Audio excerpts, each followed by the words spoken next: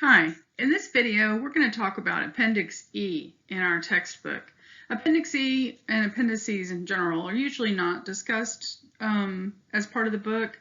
Sometimes professors will assign an appendix just as an extra for students if they need it, but I felt that this part of the book would be an important piece for psychology majors just to make sure that you understand some of the basics for research in psychology and why we use these statistics.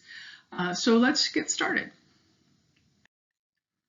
The objectives for this appendix are pretty simple. We're going to look at an ideal research design, describe the design strategies to avoid ambiguous conclusions. We want to be able to use statistics to be very specific in our conclusions. We want to describe problems that we have, especially regarding the circumstances of our research. We want to explain how random selection ensures sample representativeness, and we're going to distinguish reliability from validity of measurements and explain the main ways each is evaluated. So some of these terms are things you've heard of before, some of them are new, so stay tuned.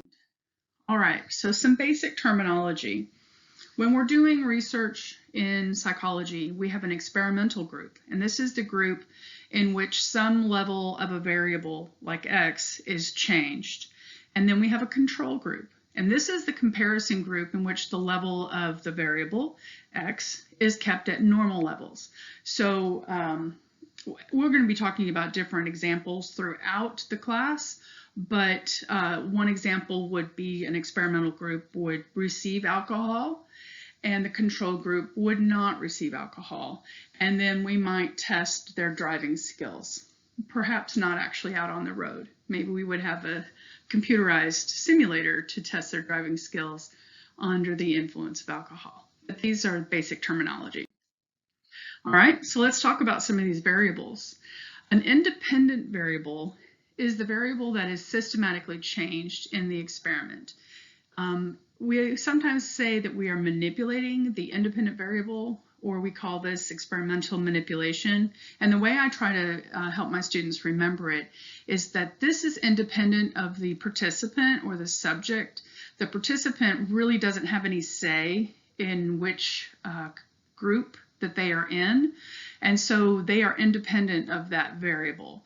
We also say that it is the researcher's job to manipulate the independent variable, and so it is the M word that goes with independent variable. The M word that goes with this variable is manipulate. So that leaves the dependent variable. The dependent variable is the variable that is supposed to change as a result of the study. So this is the part that is measured. So the M word that goes with dependent variable is measured. So this is actually very dependent upon the participant because this is the score that the participant gets in the test. So if we use the example of the alcohol and the experimental group gets alcohol and the control group doesn't get alcohol, then the independent variable is the amount of alcohol that a person gets. So control might be 2 ounces of alcohol. That would be the experimental group, and the control group would be 0 alcohol. The dependent variable, we could count the number of errors that the participants make in a simulated driving test on my computer. That's much better than having them drive my car around a parking lot. My insurance would not like that. So, independent variable is manipulated, the dependent variable is measured. Okay, some more terminology that we use in research. We have a population, and the population is a larger group that you want to study or draw conclusions about, and it is often huge and very difficult to study the entire population. So what you want to do is study a sample of that population, and these are the participants that are selected from the population that you actually study. So sometimes I think of a sample like we go to the doctor's office and they want to see how you're feeling, and so they might test your blood to see if you have a virus like we've been dealing with lately, or it could be just to see if you have antibodies for the virus, and so they'll draw a sample of your blood. They don't have to draw all of your blood to test all of it, and you wouldn't want them to do that to know what's going on. They can just test a sample. And so in this case, the small sample of your blood would be a measure of the entire population of all of the blood in your body. So when we do that in psychology, when we do research, we would do a sample, a small group, and it depends on the population. When I use the word small, I use that in quotes. The small group might be 1,000 people, or it might only be 25 people. It really depends on your study and some of the tests that you're going to be doing, which we'll get into much later. Okay, so let's talk about the ideal research design. Number one, the participants in the experimental and control groups are identical. In an ideal research design, everyone in both groups, the experimental group and the control group, are identical. They're like twins. And that's exactly what they do in a twin study, is they will look at how twins respond in the different conditions, okay? Because that's how ideal is that, right? So obviously we can't make everybody as identical as possible, so we go to the next step. Experimental and control groups are exposed to identical situations, except for the manipulation of the independent variable. And so we want to control as much as possible. We don't want any extraneous variables to be what is actually causing the change. So we control for as much of that as we can. And that is one of the biggest parts of research in psychology, is that control factor.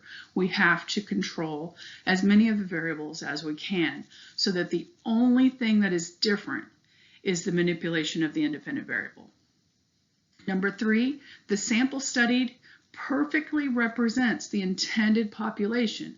So not only are the groups identical to each other, they perfectly represent the entire population of the group that we want to draw our conclusions about. You can tell that these are difficult research elements that might be challenging to achieve, and they are, but we do work hard to try to achieve them, and we'll talk about how we do that. And then lastly, the measurement of the dependent variable is completely accurate and appropriate for what it is supposed to be measuring. If I am doing a driving skills test after giving you alcohol, then I need to know that my simulator is actually very accurate and appropriate. What if it's just like a video game to you and it has nothing to do with actual driving skills? How can I say that you making mistakes on my driving simulator test would mean that out in the real world you might make driving mistakes that could cause accidents and take lives?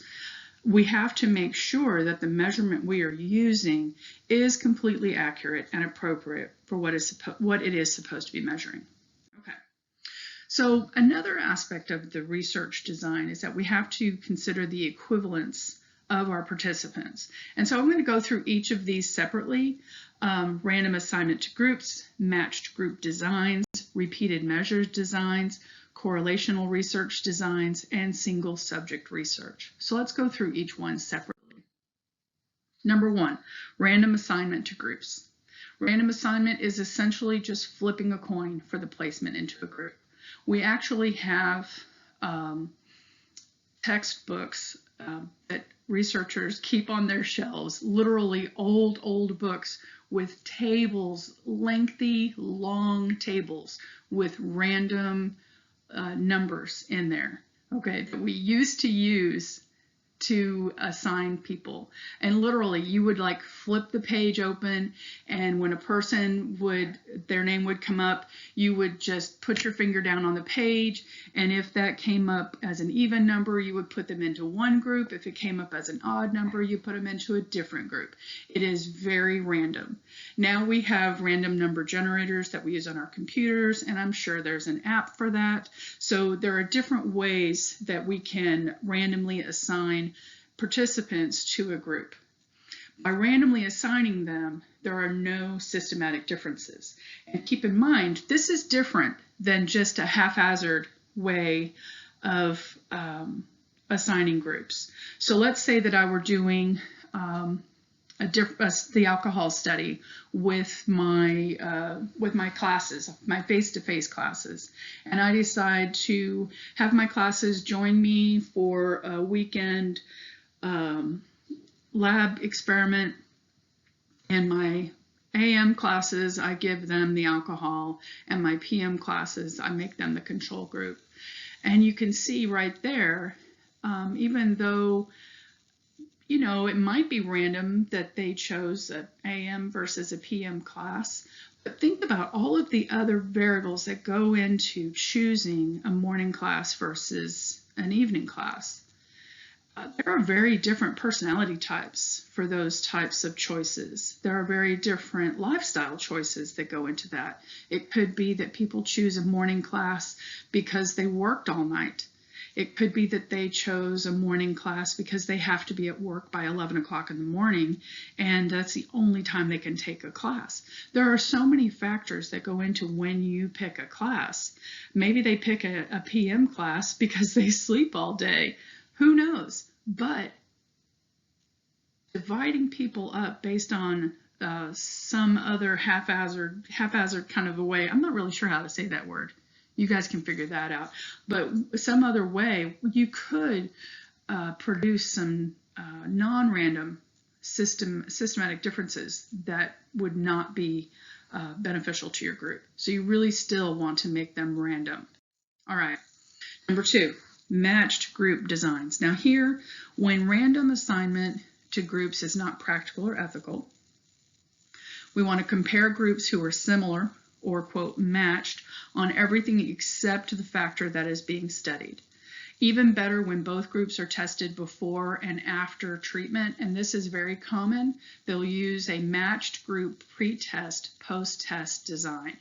And so a lot of times they'll call this quasi-experimental because they're not really testing the two groups systematically like you would by randomly assigning them to groups. They are kind of grouped together because it could be by their neighborhood. Let's say that you want to test a reading program in an elementary school, and you can't say, well, half the kids in this school are going to get the reading program and the other half are not going to get the reading program, because that's not fair. So what you do is you say, okay, this school is going to get the reading program, and this other school in a different district who doesn't have this reading program but is similar to our school is going to be our control group. And so what we're going to do is we're going to team up with this other school district. We're going to make sure that these schools are matched, that they are matched on socioeconomic level, that they're matched. Obviously, we're going to match them on age and gender and race, ethnicity, as many of those demographics as we can. We will make sure that those groups are as similar as possible. This one school will get the reading program, the other school doesn't. So we will pre-test all of the kids at the beginning of the school year. We will implement the reading program in the one school, and then at the end of the school year, we will post-test everyone. And we will have then a pre-test, post-test difference for each of those two schools. And then our experimental group, the school that got the reading test, we would expect to see an improvement in their reading, whereas in the control group, there would be just a little bit of an improvement just based on how much you would see in a normal school year. Does that make sense? So we call this quasi-experimental method. Any approach that reasonably approximates a true experiment but does not use random assignment is quasi-experimental. It could still have systematic differences between the two groups that aren't accounted for in their similarities. It could be that the control group is actually a much poorer school, and so they don't have a lot of the same resources that our target school does. And so that could account for the differences and not our reading program. And so this type of study wouldn't catch that. So we have to be really cautious in the way we design our research. So number 3, repeated measures designs. When you're doing your study, You can create identical groups by testing the same people twice. It's also called within subjects research design. The previous method is similar to that because it is testing people twice, but this would be slightly different because you're not matching the two groups is exactly the same way. This would be a single group pre-test, post-test. And so you wouldn't test two groups, you would just test the one group, okay? And so it's a single group. The group is measured once before the change and then after the change. And so before the change, they are the control group, okay? After the change, they are the experimental group. And so this is where it's a repeated measures design. So it's within subjects. The subjects are the same for both the experimental and the control group. So let's say I wanted to do this alcohol test. Because we all have different driving skills, we all have different reactions to alcohol, we have different tolerances to alcohol, all of those kinds of things. This might be actually a good study to do with the alcohol test. So rather than test two different groups, I could test one group of people, and what I would do is I would give them the driving skills test on my simulator, and then I would wait a month so that there didn't, it's not like a practice kind of a thing. And then I would bring them back in and give them the alcohol and then test them on the same device.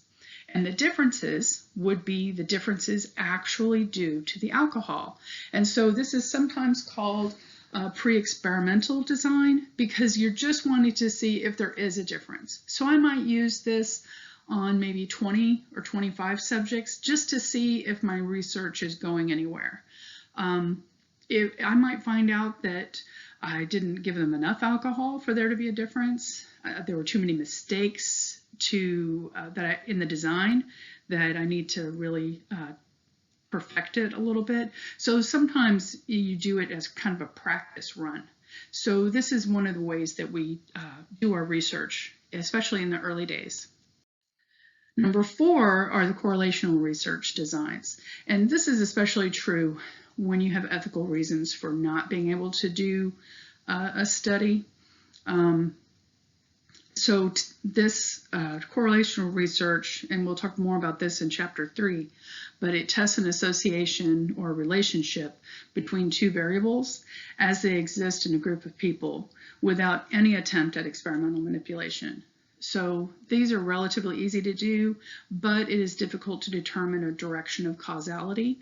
But when you're doing a survey, when you're answering survey questions and they're asking you for your attitude towards different things or your preferences for certain things, they'll also ask you your demographics, and they will correlate your demographics such as your gender, your race, your age, perhaps your religion, your neighborhood, your socioeconomic level, and they will correlate that with your choices. So that's how they make marketing decisions, and they say, well, okay, 35 to 45-year-olds, women in this area, this socioeconomic level, tend to watch these types of programs, and so we want them to buy these products, so we will advertise these products while they're watching those programs. And that's why you see the ads you see on YouTube. That's why you see the ads you see if you watch TV. And when you have those personalized ads, that's what they're personalized to, are those correlations that have been made based on your demographics and choices that you've made in surveys. The problem is correlations, and we'll talk about this more in chapter 3, you cannot say that my age causes me to like something or prefer something, or that my gender causes me to like something or prefer something. They are just related to each other. They don't cause it. So it could be something else that causes it. It could just be that they just coexist. That's all that is. So we don't get a lot of definitive information from correlational research, but we do get a lot of interesting information. And then the last one is the single subject research. This is what we usually call a case study or participant observation approach.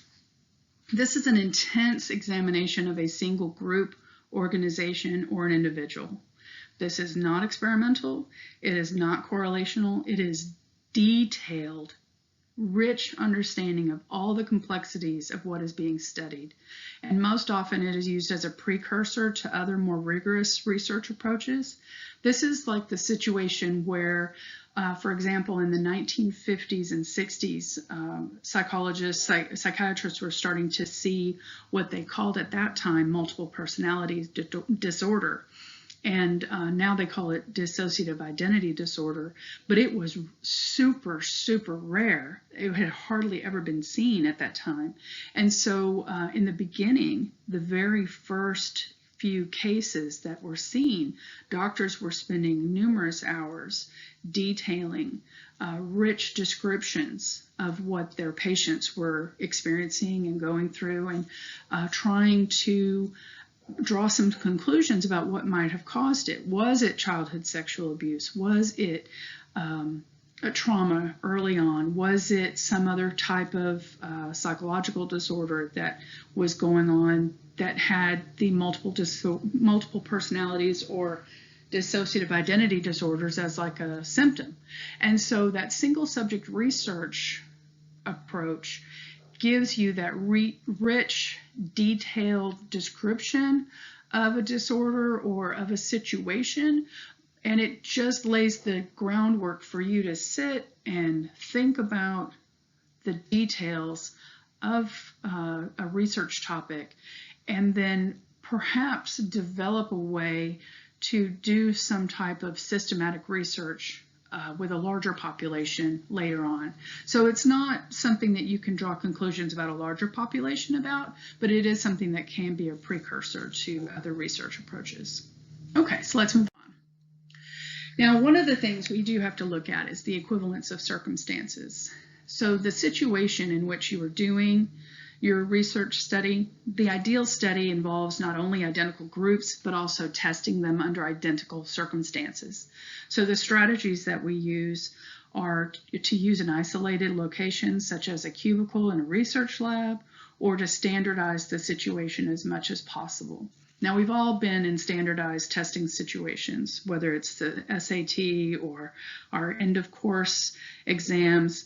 I remember being taken to the gym in high school, and our chairs, our desks were about probably 10 feet apart, and it was super, super quiet in this big echoey gym, and that's where we took our Regents exams. This was in upstate New York, where I went to high school, and these exams were probably 2.5, 3 hours long, and everyone was super, super quiet. But we had those booklets that came from the state that you opened and used your pencil and bubbled in the correct answer and all those things.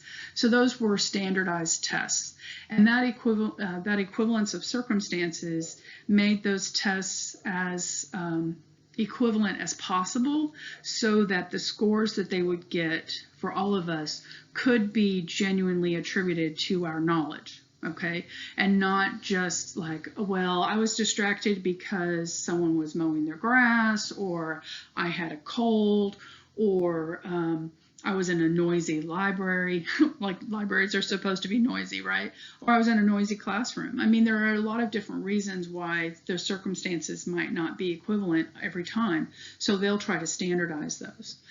The first strategy is using a research lab, and sometimes that's helpful too.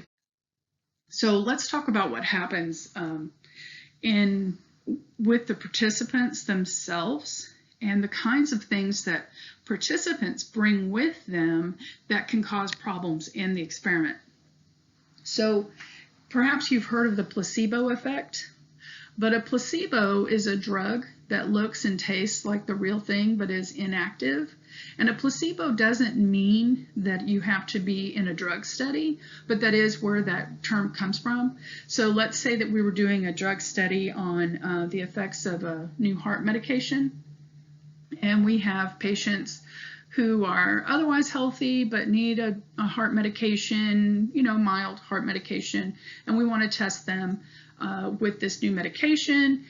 We would test them with our new drug, but then we would also give our control group the placebo drug so that they think they're getting a heart medication, but they're really not. They're just getting a pill that looks like a drug, tastes like a drug. It would have the same feel. They would have to take it the same time every day as their experimental group would, but it's not a drug. It doesn't do anything to them. So these two groups would be getting the same treatments, so to speak, but the control group would be getting a placebo.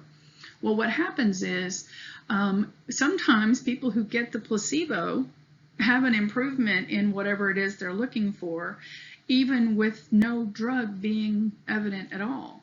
And the placebo effect comes from the participant's expectation of doing better or feeling better, or their motivation to do better. So even if the placebo effect comes from, hey, I expect that this reading program is going to make you a faster reader and you're going to do better on this test, and you don't actually get the reading program, you get this generic placebo testing thing that has no real impact on your reading skills, but all of a sudden you feel empowered, like, wow, I'm going to do great on this test. That is a placebo effect, okay? So another effect that happens with participants is the Hawthorne effect.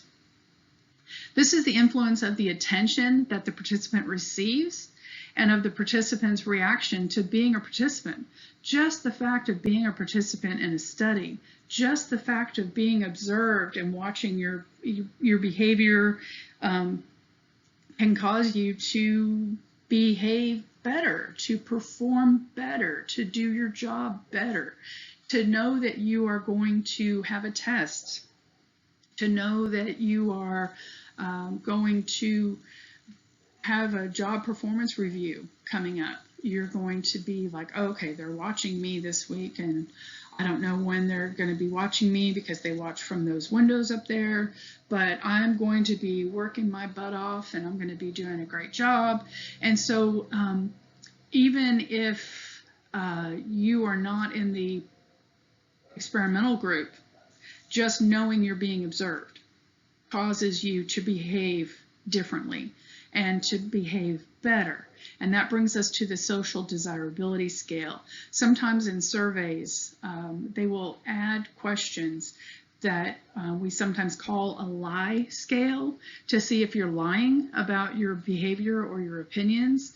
And it measures your tendency or the tendency for a respondent to try to make a good impression or to answer in some expected way as a response bias. So all three of these are participants' bias effects. When the participant brings that in there, most of the time this is completely unconscious. They are not trying to mess up our research at all. It is just a very natural effect that we as human beings, we want to look good, we want to feel good, we want to do the right thing. When we are being observed, we tend to straighten up and act right, and that's just part of our nature. And so we try to counteract that with a few solutions. And so one solution is to treat both groups as if they are receiving the same treatment, and so we call that a blind procedure. But what ends up happening is sometimes even the researcher will behave differently towards the people who are receiving the actual treatment. Like, oh, this is going to make you feel better. Oh, this is really going to work. I mean, they'll say something really subtle. They will behave just slightly differently, just simply because they know that the person is getting the treatment. So what they do is they blind even the researcher, and that doesn't mean they actually blind them. It just means that even the research personnel are unaware of which participants are receiving the true treatment versus the placebo, so that both the researchers and the participants do not know which group the participants are in until everything is over. And so it takes a lot of pre-planning, but it can be done, and it is really beneficial because then you'll really know if the effect is due to the treatment that you're looking at. Okay, so let's look at experimenter effects. So just like our participants have bias, sometimes experimenters have bias, and it's that unintended influence that the researcher has on the study. Let's say that we're studying racial bias, or not racial bias, obviously. Bias is not something, let's say that an experimenter has a racial bias that they're not even aware of, but they're studying the behavior of children in like a kindergarten room, and they're watching aggressive behavior. And as observers, they are tasked with watching each child. So let's say that there are 10 children in the room.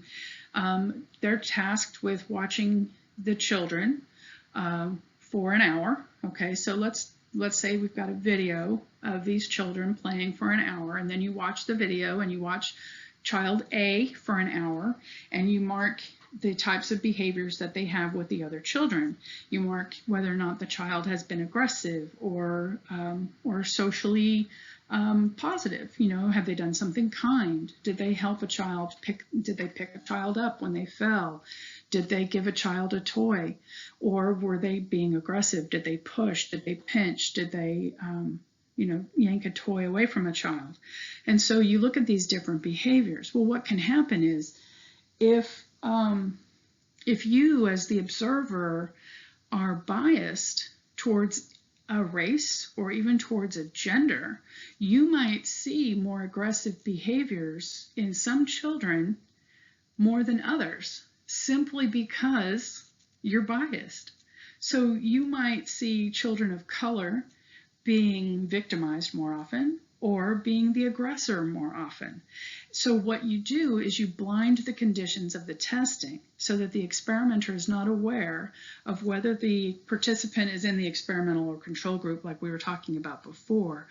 But we look at it so that they don't know whether we're looking at aggressive or kind behaviors. We also want to, in this situation, we would clearly define what are aggressive behaviors and what are kind behaviors. Okay, so let's say that we're doing this example on a group of children.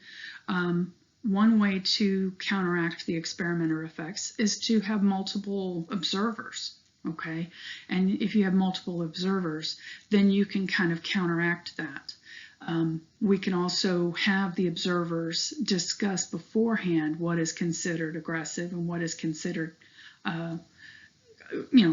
And so we would call these antisocial versus prosocial behaviors. And we would look at those as clearly defined types of behaviors before we even start our observation, so that the children would be observed with as clear and unbiased observation as possible.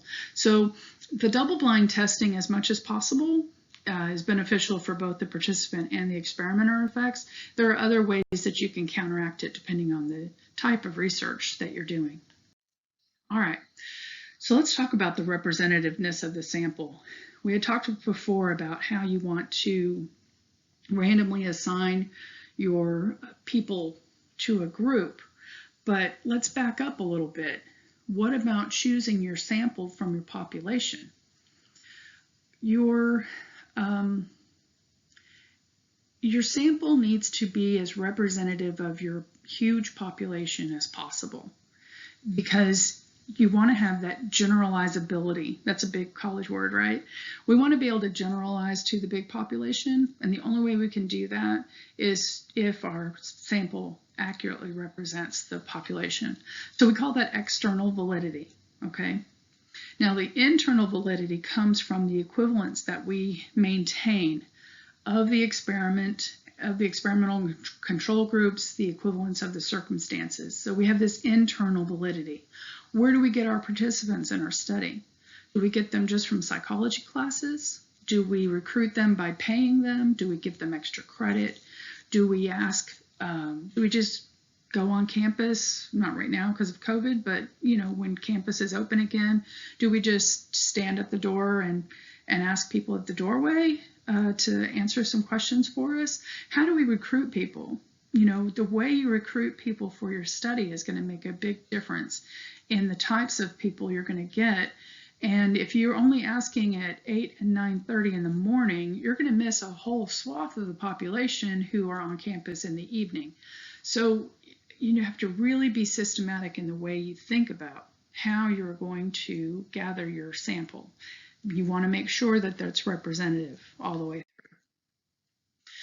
You also want to randomly select your person from your population. Ideally, the optimal method for ensuring that a sample is representative of the population is to begin with a list of everyone in the population and then use a random procedure to select a person from the list, okay?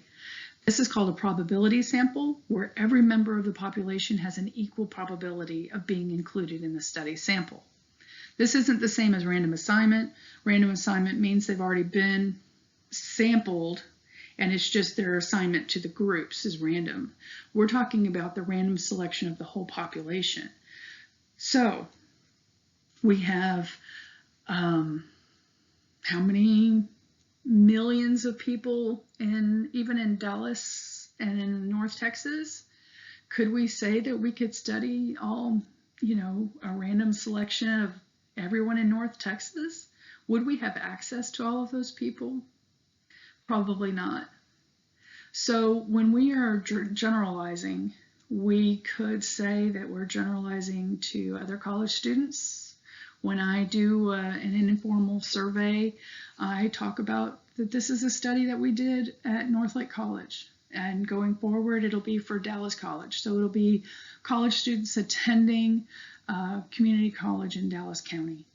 And I will describe my survey participants, their ranging ages, their gender.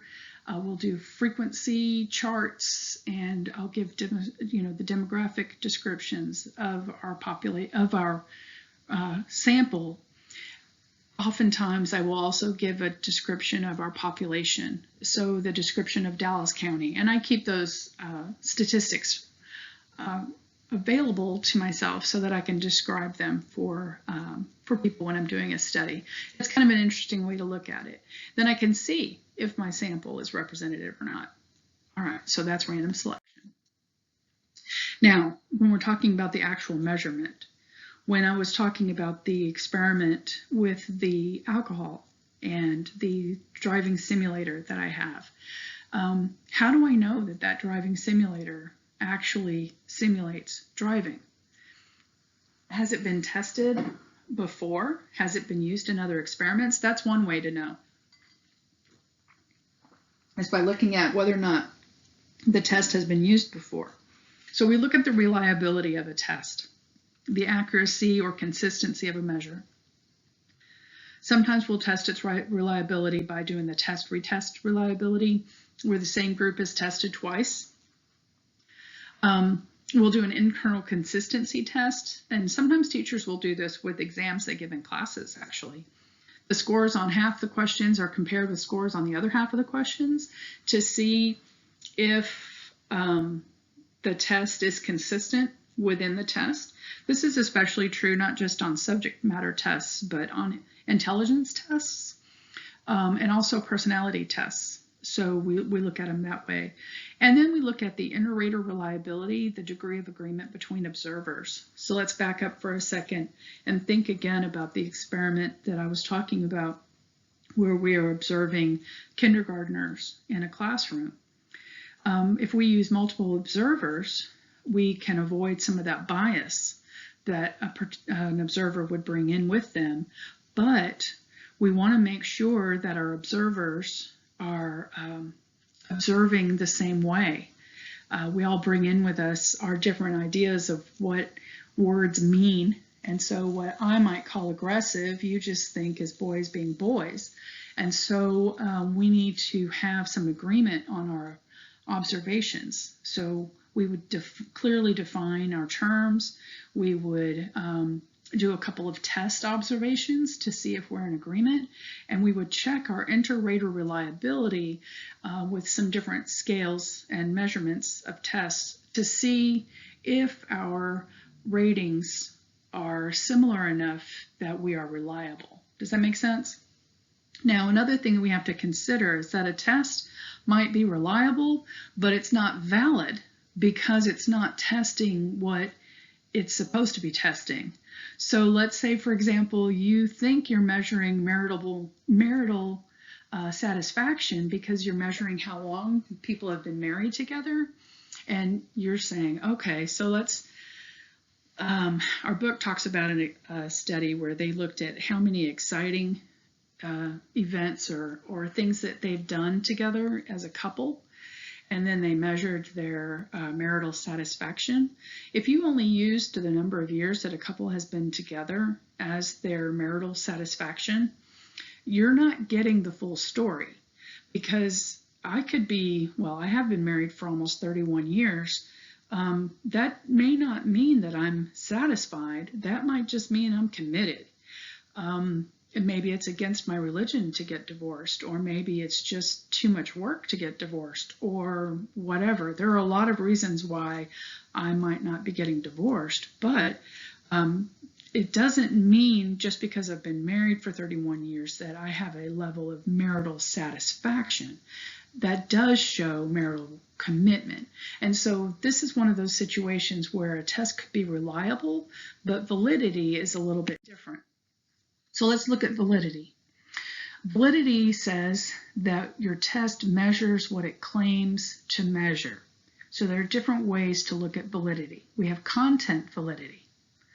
Content validity is when the content of a test appears to experts to encompass the full range of what the test claims to measure.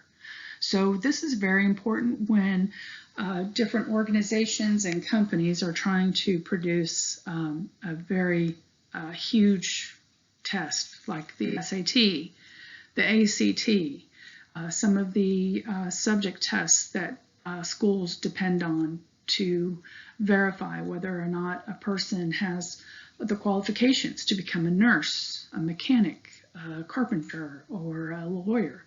And so experts will evaluate the test to see if the test has content validity. Then after we test people, we can check its concurrent validity. We test this, the test score is correlated with another test that measures the same thing, that's already been validated. So we might test our short IQ test with a longer IQ test that has already been evaluated, but is such a long test that it's not used very often. So our short IQ test, if it has a high correlation of validity with this longer IQ test, we could use this short IQ test to get a person's IQ, have a valid test, and it wouldn't take as long to get the IQ test. Does that make sense? So that would be concurrent validity. And then we have construct validity. There is evidence that what the test measures corresponds to underlying theoretical variable that it is meant to assess. So it looks, the construct validity says that there's evidence that the test measures what it's supposed to measure. So it sounds like it tests intellectual things. Let's say we're talking still about that IQ test, that it seems like it has those IQ test things. There is some evidence. We've seen that perhaps the construct validity could be that students who perform well on this test also got good grades. So there is some evidence, and so it's kind of vague that way, but it is one way we look at it. So it's a little bit more general than the experts, for example. So we look at criterion-related validity, and this is when the scores on the test correlate with some other indicator of what the test is supposed to measure. So this could be what I was talking about before. It could be that you do well on this test, and you also do well in your English and math classes. So this is an IQ test. The IQ measures your verbal and your math skills, and it would predict that you would do well in your language classes and in your math classes and maybe even your science classes.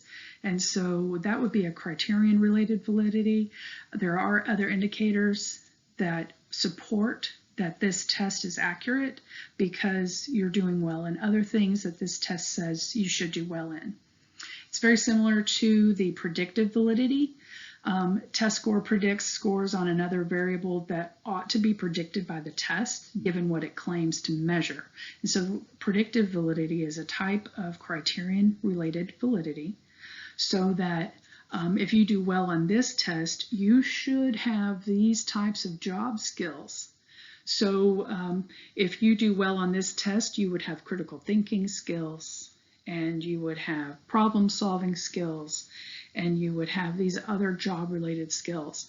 So there's that predictive validity. One of the things that we see with predictive validity is something that college students see all the time. When you have taken your SAT or your ACT and you apply to a university or a college, they use that in a calculation to predict what your college GPA will be.